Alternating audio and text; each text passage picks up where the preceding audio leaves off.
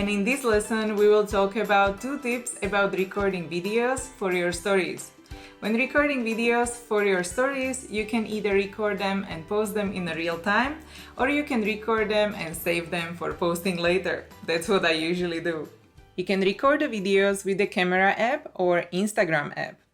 I prefer to record videos with the Instagram app because it captures more of the scene, the ratio, and also the effects and tools you can use. Just don't forget to always save the recordings so you can work with them later. And you can do that with the arrow pointing down on the top left corner. There are 2 pro tips I would like to share with you now when it comes to recording your videos. This is something I find very handy. You know, like when you want to zoom in while recording with your phone and you are holding the phone with one hand and you are trying to zoom with the other hand with 2 fingers. So that's quite clumsy. At least I find it quite hard to do. So now in the Instagram app, when recording a story, you don't actually have to use 2 fingers to zoom, but you can just swipe up with 1 finger to create zoom in footage and swipe back down to zoom out again. Quite cool, right? Another fun thing is also super zoom option. That sounds quite fancy.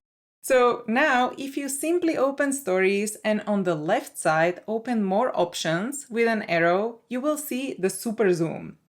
There are quite few of the Super Zoom options with effects there now. I like to use the Sparkle Zoom option.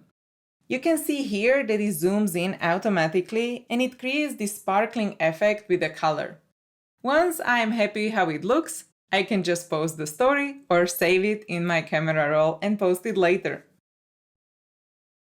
And now let's move on to another pro tip. When you are in the stories, there is a new feature called layout and the grid templates. This is very helpful because you don't have to prepare layouts before posting anymore. Sometimes I used to go to Photoshop or Illustrator to create more interesting and put together layouts. So here now you can either take pictures like this, or even select the image from your gallery, which you prepared before, to place into these layouts.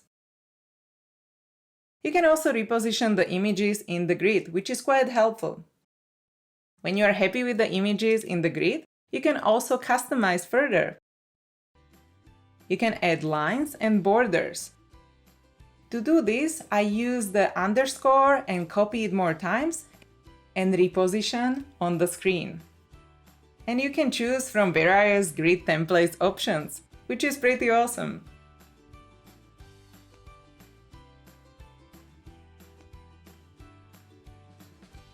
And now, when we covered the basic overview and some pro tips about recording your stories, let's go ahead and dive into the first project in the next lesson.